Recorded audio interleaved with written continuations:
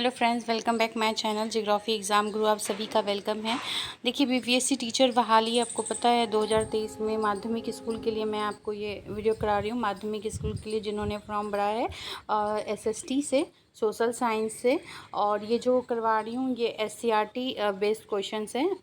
Not only based, मैं ये कह सकती हूँ कि जो आपका क्लास 9 और क्लास 10 के जो भी चैप्टर है सीक्वेंस वाइज एक के बाद एक वो मैं आपको करवा रही हूँ। ये मास्टर वीडियो इसलिए है चूँकि इसमें क्लास 9 का 1 चैप्टर से लेकर जितना भी चैप्टर है उसमें टोटल एक ही वीडियो में आपका कराया गया है, तो आप कम समय में एक बार सारे क्वेश्चन को रिवाइज कर सकते हैं। ठीक है, तो बिल्कुल ज़्यादा समय नहीं गंवाए हुए चलते हैं और क्वेश्चन सेट करते हैं। एंड अगर आपको लगता है कि आपके लिए थोड़ा भी यूज़फुल है तो आप लाइक ज़रूर कर देना। ठीक है, तो स्टार्ट करते हैं। तो देखिए, भारत कक्षा 9, भारत भूमि और लोक, यही है। इसका अध्याय 1 में है स्थिति एवं विस्तार। ठीक है, तो स्थिति एवं विस्तार से जो भी प्रश्न हैं वो देख लेते हैं। क्षेत्रफल की दृष्टि से भारत का विश्व में कौन सा स्थान है? ठीक है, तो देखिए क्षेत्रफल की दृष्टि से भारत का विश्व में जो है वो कौन सा स्थान है? 7वां स्थान है। भारत के अक्षांशीय एवं देशांतरीय विस्तार में लगभग कितने डिग्री का अंतर है? तो देखिए, जो अक्षांशीय और देशांतरीय विस्तार में जो है 30 डिग्री का अंतर है। भारत की स्थलीय सीमा रेखा तटीय सीमा रेखा के लगभग कितनी बड़ी है? तो ये कितनी बड़ी है? 2 गुनी। ठीक है, भारत की जो स्थलीय सीमा रेखा है वो तटीय सीमा रेखा से 2 गुनी बड़ी है। भारत एवं चीन के बीच की सीमा रेखा का नाम क्या है?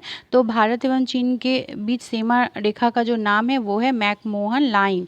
ठीक है, नेक्स्ट है 23.5 डिग्री उत्तरी अक्षांश को क्या कहते हैं?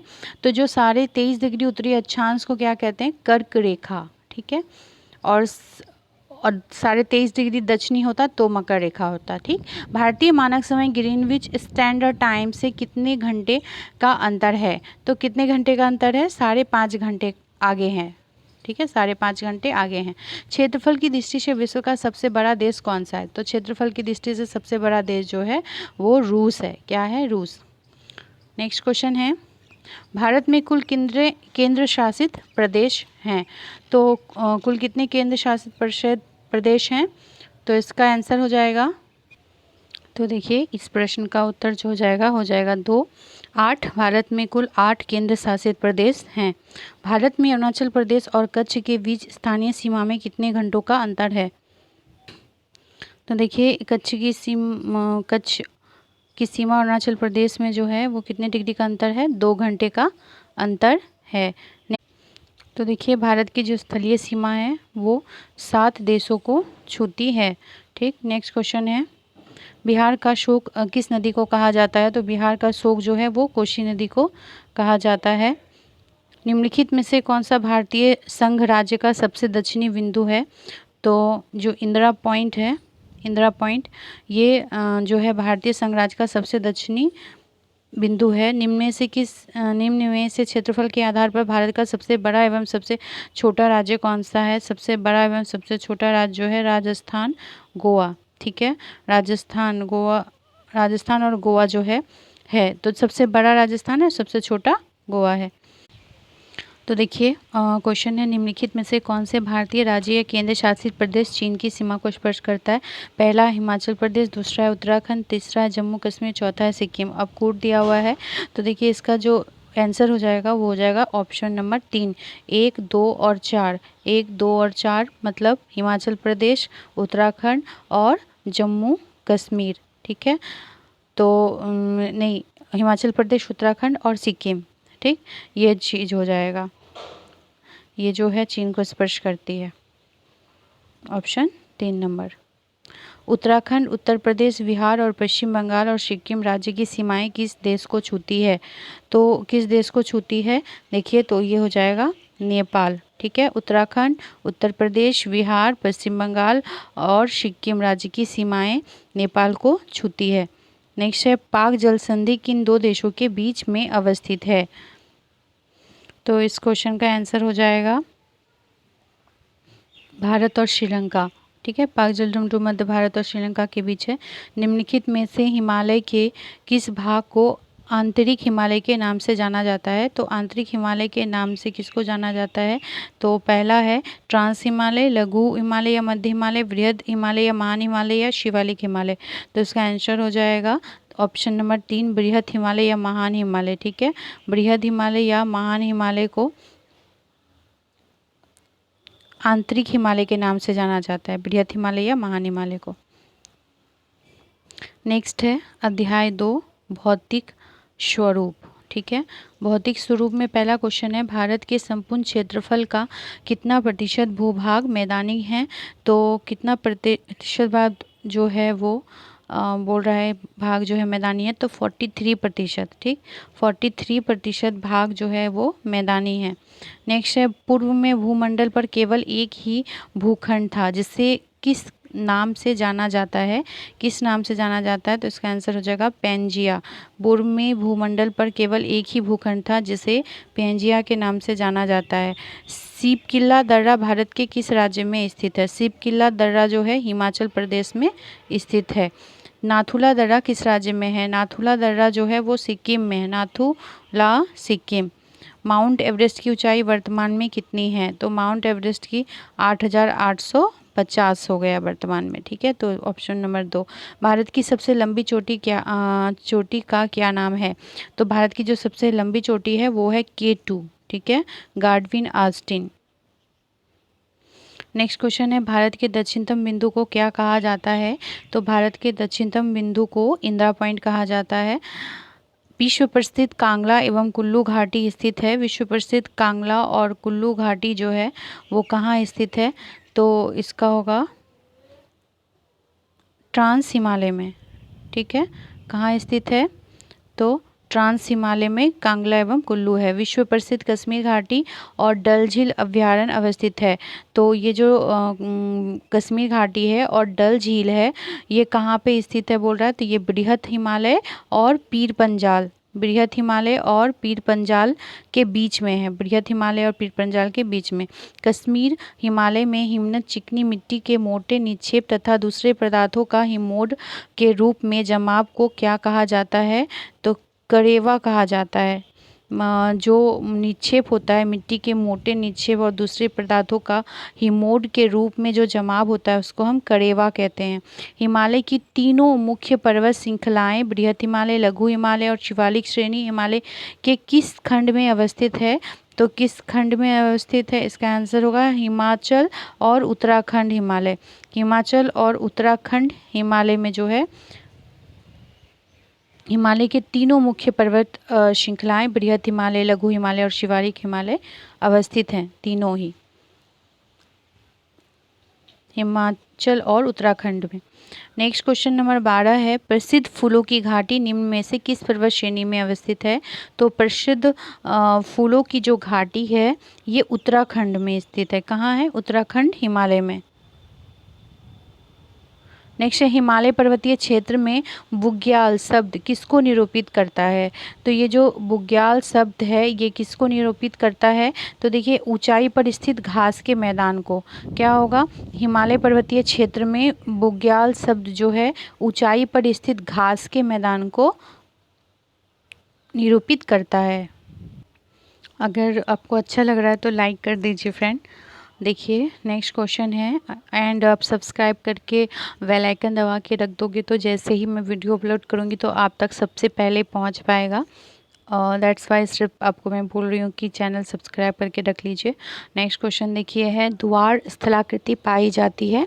तो जो द्वार स्थलाकृति है, द्वार स्थलाकृति कहाँ पाई जाती है? तो सिक्किम और दार्जिलिंग हिमालय में। ठीक है, सिक्किम और दार्जिलिंग हिमालय में द्वार स्थलाकृति पाई जाती है। नेक्स्ट है, मोनपा, डफला, अबोर, मिसमी और निशी और नागा है, ये सब जो है क्या है? तो ये सब जो है ना उत्तरी पूर्वी भारत की जनजातियां हैं। क्या हैं? उत्तरी पूर्वी भारत की जनजातियां। नेक्स्ट है, बराक नदी किन राज्यों की एक महत्वपूर्ण नदी है? तो जो बराक नदी है ना ये मणिपुर और मिजोरम, ठीक है, मणिपुर और मिजोरम की एक महत्वपूर्ण नदी है बराक नदी, मणिपुर और मिजोरम। उत्तर पूर्व के किस राज्य को मोलेशिस बेसिन कहा जाता है? तो देखिए उत्तर पूर्व के बोल रहा है किस राज्य को मोलेशिस कहा जाता है, तो मिजोरम। ऑप्शन 2, मोलेसिस बेसिन कहा जाता है किसको? मिजोरम को मोलेसिस बेसिन कहा जाता है। भारत का उत्तरी मैदान किन नदी प्रणालियों के द्वारा बना है? तो जो उत्तरी मैदान है ये गंगा, सिंधु और ब्रह्मपुत्र, इन तीनों से मिलकर बना है। ठीक है। विश्व का सबसे बड़ा नदी द्वीप माजुली किस नदी पर अवस्थित है? तो माजुली तो है ये ब्रह्मपुत्र नदी पर है। माजुली कहाँ है? ब्रह्मपुत्र नदी पर। नदी मैदान के संदर्भ में दोआब का अर्थ है। दोआब का क्या अर्थ होता है? दोआब का अर्थ होता है दो नदियों के बीच का जो भाग होता है उसको हम दोआब कहते हैं। नेक्स्ट क्वेश्चन है, पंजाब के मैदान का निर्माण किन नदियों के द्वारा होता है? तो जो पंजाब के मैदान का जो निर्माण है ये सिंधु, झेलम, चेनाब, रावी, ब्यास एवं सतलुज। ठीक है। सिंधु, झेलम, चेनाब, रावी, ब्यास और सतलुज मेनली सबसे होता है। प्रायद्वीपीय पठार से संबंधित दक्कन ट्रैप है। तो दक्कन ट्रैप क्या है?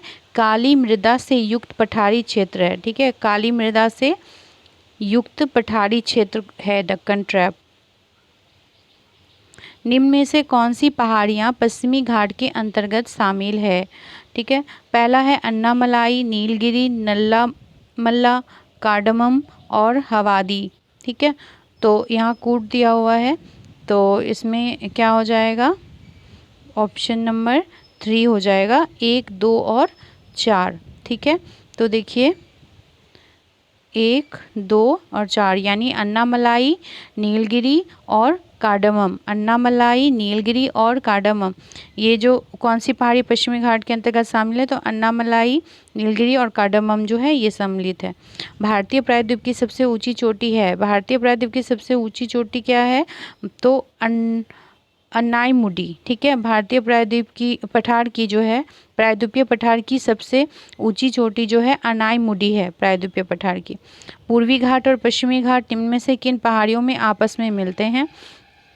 तो ये जो आपस में मिलता है ना, ये नीलगिरी पहाड़ियों में मिलते हैं, पूर्वी घाट और पश्चिमी घाट। निम्न में से कौन सा कथन असत्य है? पहला है पश्चिमी घाट पूर्वी घाट की अपेक्षा ऊंचे है।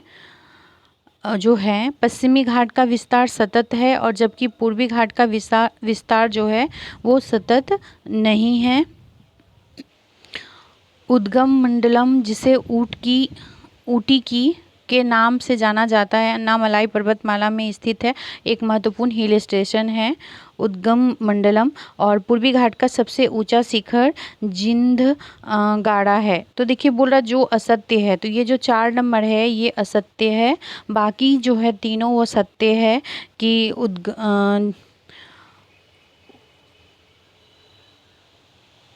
नेक्स्ट क्वेश्चन है, मेघालय के पठार को 3 भागों में बांटा गया है, गारो, खासी और जयंतिया पहाड़ियाँ। इस विभाजन का आधार क्या है? तो देखिए इसका जो आधार है ना ये जनजाति है, क्योंकि ये तीनों जो है जनजाति है वहाँ की। नेक्स्ट है 28, पूर्वी घाट का विस्तार। ठीक है। पूर्वी घाट का विस्तार है कहाँ से कहाँ तक? महानदी घाटी से दक्षिण में नीलगिरी तक। पूर्वी घाट का जो विस्तार है महानदी घाटी से दक्षिण में नीलगिरी, क्योंकि नीलगिरी में दोनों मिल जाती है पूर्वी घाट और पश्चिमी घाट।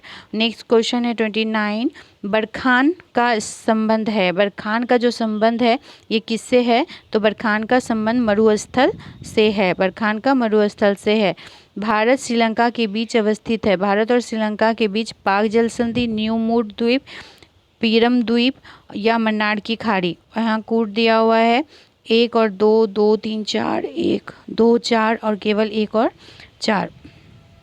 तो देखिए इस क्वेश्चन का आंसर होगा ऑप्शन नंबर 4, 1 और 4 जो है ये सही है। भारत और श्रीलंका के बीच पाक जल संधि और मन्नार की खाड़ी। ठीक है। पाक जल संधि और मन्नार की खाड़ी भारत और श्रीलंका के बीच अवस्थित है। तो देखिए नेक्स्ट क्वेश्चन 31 नंबर, पश्चिमी तटीय मैदान के विभाजन के संदर्भ में निम्नलिखित में से कौन सा योग में सुमेलित नहीं है। तो जो सुमेलित नहीं है, गुजरात काठियावाड़ तट, महाराष्ट्र कोंकण तट, कर्नाटक मालाबार तट और केरल उत्तरी सरकार तट। ठीक है, तो जो सुमेलित नहीं है वो है ऑप्शन 4 नंबर केरल उत्तरी सरकार तट, ये सुमेलित नहीं है। गुजरात काठियावाड़ तट होगा, महाराष्ट्र कोंकण तट, कर्नाटक मालाबार तट, ये तीनों सही है। नेक्स्ट क्वेश्चन है, भारत का एकमात्र सक्रिय ज्वालामुखी द्वीप अवस्थित है। तो भारत का एकमात्र सक्रिय ज्वालामुखी द्वीप जो है ये कहाँ अवस्थित है, निकोबार द्वीप में। कहाँ है, निकोबार द्वीप समूह में जो है एकमात्र सक्रिय ज्वालामुखी द्वीप अवस्थित है। 10 डिग्री चैनल पृथक करता है, 10 डिग्री चैनल जो है किसको पृथक करता है, तो अंडमान को निकोबार से। 10 डिग्री चैनल अंडमान को निकोबार से पृथक करता है। अंडमान निकोबार द्वीप समूह में किस प्रकार के वन पाए जाते हैं, तो अंडमान निकोबार में जो है सदाबहार वन पाए जाते हैं, चूँकि वहाँ हमेशा वर्षा होती है। नेक्स्ट है 35, पिटली द्वीप, जहाँ मनुष्य का आवास नहीं है तथा वहाँ एक पक्षी अभयारण्य है, भारत में यह किस जगह पर स्थित है। तो भारत में बोल रहा है कहाँ पे है, लक्षद्वीप समूह में है। पिटली जो है लक्षद्वीप समूह में स्थित है। ठीक है, जो मनुष्य का आवास वहाँ नहीं है एंड ये है। नेक्स्ट देखिए अध्याय 3 है अपवाह स्वरूप। ठीक है, लद्दाख में सिंधु नदी गार्ज का निर्माण करती है, क्या नाम है। लद्दाख में जो सिंधु नदी गार्ज का निर्माण करती है उसका नाम गिलगिट गार्ज है। ठीक है, लद्दाख में जो सिंधु नदी गार्ज का निर्माण करती है उसका नाम क्या है, गिलगिट गार्ज। नेक्स्ट क्वेश्चन है, सिंधु नदी की कुल लंबाई कितनी है। सिंधु नदी की कुल लंबाई जो है 2900 किलोमीटर है। गांधी सेतु का निर्माण कब हुआ, गांधी सेतु का निर्माण जो है 1984 में हुआ है। लक्ष्मी सागर झील किस राज्य में स्थित है, लक्ष्मी सागर झील जो है इसका आंसर होगा उत्तर प्रदेश। लक्ष्मी सागर झील उत्तर प्रदेश में स्थित है। निम्नलिखित में से भारत में किस नदी का अपवाह तंत्र सबसे बड़ा है, तो जो गंगा नदी है उसका अपवाह तंत्र सबसे बड़ा है। ठीक है, गंगा नदी का। यह नदी चंद्रा और भागा दो सरिताओं के मिलने से बनती है। ये सरिताएं हिमाचल प्रदेश में केलोंग के निकट तांडी में आपस में मिलती है, इसलिए इसे चंद्रभागा के नाम से जाना जाता है। उपयुक्त विवरण किस नदी के संबंध में है, ठीक है, झेलम, चेनाब, सतलुज या रावी। तो देखिए इसका आंसर होगा चेनाब के विषय में। क्या है, चेनाब। भाखड़ा नांगल परियोजना अवस्थित है। भाखड़ा नांगल परियोजना कहाँ है, रावी नदी पर, नर्मदा, सतलज या चेनाब। तो भाखड़ा नांगल जो है सतलुज नदी पर है। कौन सी नदी पे भाखड़ा नांगल, सतलुज। गंगा नदी का उद्गम स्रोत क्या है, गंगा नदी का उद्गम स्रोत गंगोत्री हिमनद है। नेक्स्ट है भागीरथी और अलकनंदा नदी का संगम किस जगह पर होता है। तो देखिए भागीरथी और अलकनंदा का जो संगम है वो देव प्रयाग में होता है। जहाँ भागीरथी और अलकनंदा मिलेंगे वहाँ क्या होगा, देव प्रयाग है। यह नदी दक्षिण में सतपुड़ा और उत्तर में विंध्याचल श्रेणियों के मध्य भ्रंश घाटी में बहती हुई संगमरमर की चट्टानों में खूबसूरत महाखंड बनाती है। उपयुक्त कथन किस नदी से संबंधित है। तो देखिए पहला है नर्मदा, कृष्णा, लूनी या गोदावरी। तो इसका आंसर होगा नर्मदा। ठीक है, नर्मदा नदी जो है, नर्मदा नदी जो है ये नदी दक्षिण में सतपुड़ा और उत्तर में विंध्याचल श्रेणी के मध्य में वृंश घाटी में बहती हुई संगमरमर की चट्टानों में खूबसूरत महाखंड बनाती है। क्वेश्चन नंबर 11, सरदार सरोवर परियोजना अवस्थित है। सरदार सरोवर परियोजना जो है ये नर्मदा नदी पर है। सरदार सरोवर कहाँ पे है, नर्मदा नदी पर। नेक्स्ट क्वेश्चन है 12 नंबर, निम्नलिखित में से किस नदी को दक्षिण की गंगा के नाम से जाना जाता है। तो गोदावरी को जो है दक्षिण की गंगा के नाम से जाना जाता है। अमरावती, भवानी, हेमवती तथा काबिनी किसकी सहायक नदियां हैं। तो ये किसकी सहायक नदियां हैं, कावेरी की सहायक नदियां हैं। अमरावती, भवानी और हेमवती और ये सभी जो है कावेरी की है। अपवाह क्षेत्र के घटते क्रम के अनुसार प्रायद्वीपीय नदियों का कौन सा क्रम सही है। तो देखिए कौन सा क्रम सही है, तो ये इसका हो जाएगा गोदावरी, कृष्णा, महानदी और कावेरी। गोदावरी, कृष्णा, महानदी और कावेरी। गंगा नदी में न्यूनतम जल प्रवाह वर्ष के किस महीने में होता है? तो वर्ष के जनवरी से जून के महीने में न्यूनतम जल प्रवाह होता है। नेक्स्ट है, दामोदर नदी किसकी सहायक नदी है? दामोदर नदी हुगली की सहायक नदी है। किसकी? दामोदर हुगली की। निम्नलिखित में से भारत का कौन सा जलप्रपात शरावती नदी पर स्थित है? तो शरावती नदी पर जो है जोग प्रपात, शरावती पर कौन सा प्रपात है? जोग प्रपात है। नेक्स्ट क्वेश्चन है, मानव निर्मित गोविंद सागर झील का संबंध किस परियोजना से है? तो किससे है? भाखड़ा नांगल परियोजना से है। भाखड़ा नांगल परियोजना से मानव निर्मित गोविंद सागर झील का संबंध जो है भाखड़ा नांगल परियोजना से है।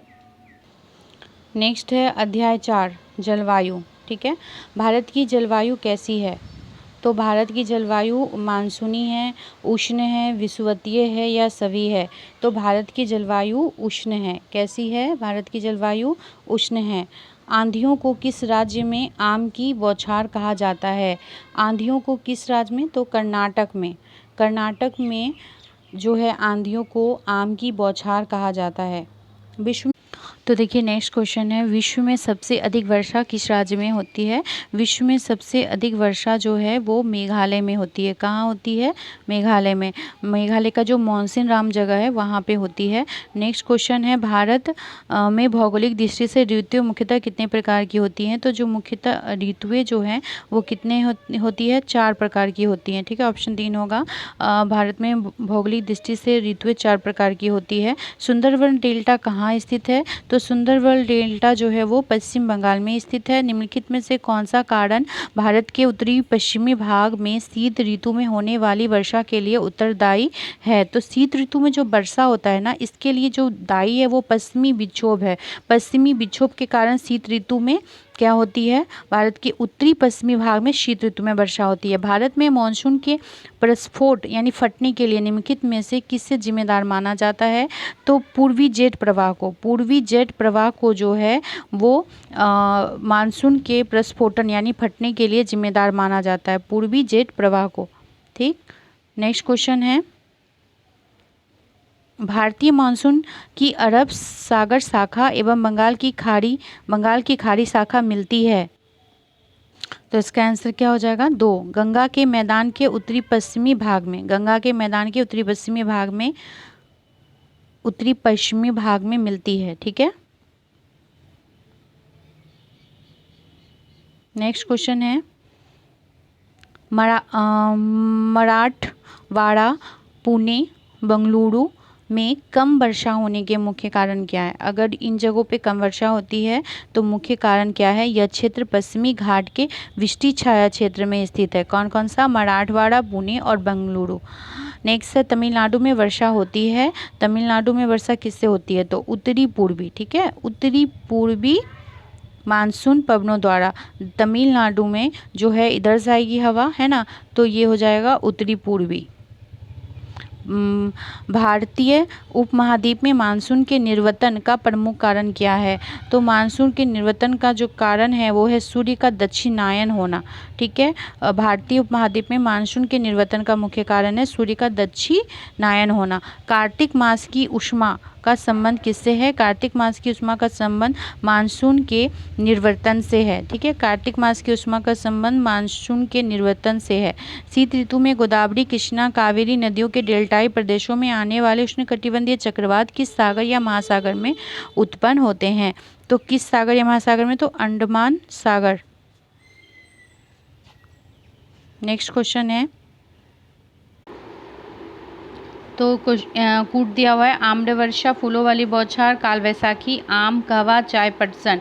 ठीक है, तो यहाँ पे जैसे कि आम्रवर्षा, आम, फूलों वाली बौछार, कहवा के लिए, और काल वैशाखी, चाय और पटसन के लिए यहाँ कूट दिया हुआ है। तो इस क्वेश्चन का जो आंसर हो जाएगा वो हो जाएगा ऑप्शन नंबर 4, 1, 2, 3। ठीक है, 1, 2, 3 यानी जो आम्रवर्षा है, ठीक है, इसका क्या हो जाएगा? आम। ग्रीष्म ऋतु में आने वाले कुछ स्थानीय तूफान और उनसे लाभान्वित फसलों के संदर्भ में है, तो आम्रवर्षा का आम सही है, फूलों वाली बौछार का कहवा, और चाय या काल वैशाखी का पटसन। ठीक, सही है।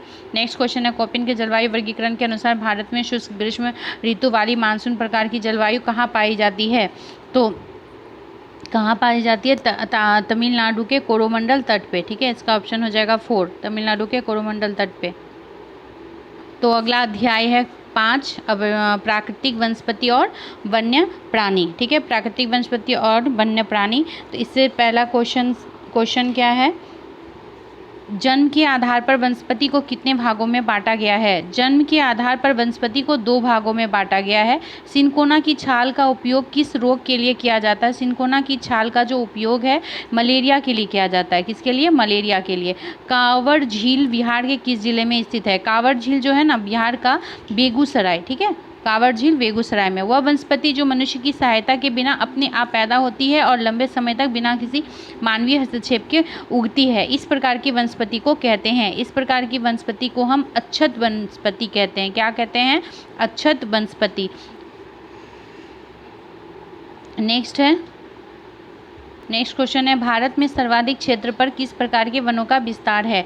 तो किस प्रकार के वनों का विस्तार है? उष्ण कटिबंधीय पर्णपाती वन। उष्ण कटिबंधीय पर्णपाती वन ज़्यादातर है। चंदन, आंवला, महुआ, सागौन, बांस आदि प्रजातियों के वृक्ष किस प्रकार के वनों में पाए जाते हैं?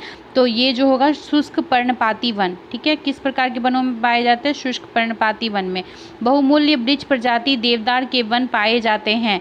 कहाँ? पश्चिमी घाट। ठीक है, इसका हो जाएगा पश्चिमी घाट। बहुमूल्य वृक्ष प्रजाति देवदार के जो वन है पश्चिमी घाट में पाए जाते हैं। नेक्स्ट क्वेश्चन 8, नीचे दिए गए कथनों में से कौन सा कथन सामाजिक वानिकी को परिभाषित करता है?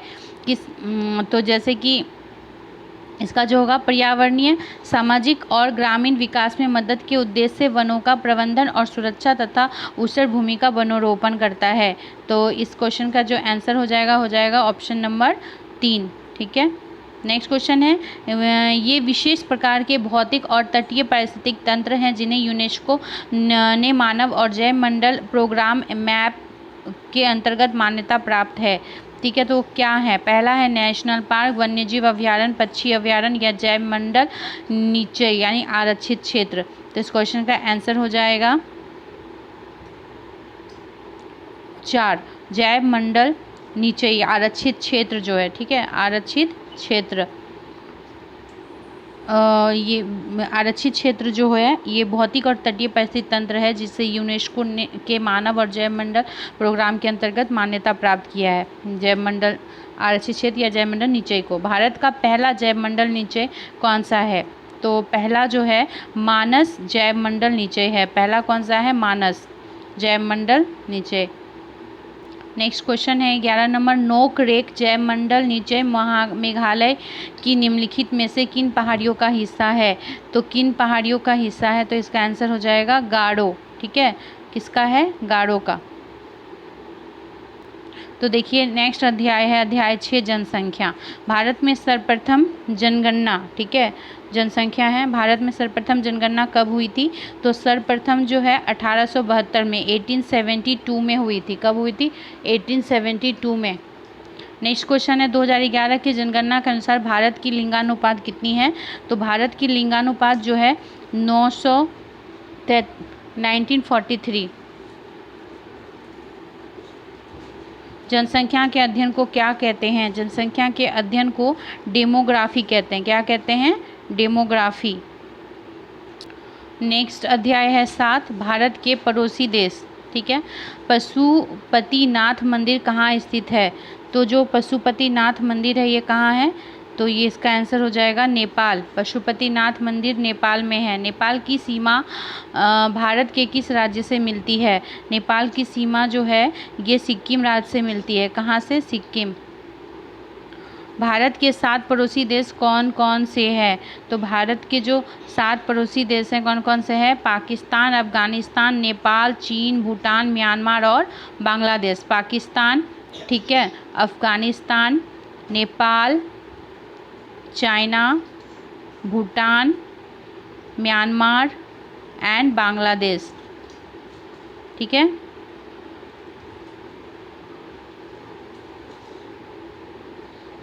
नेक्स्ट क्वेश्चन है, पाकिस्तान के साथ सीमा साझा करने वाले कितने राज्य हैं?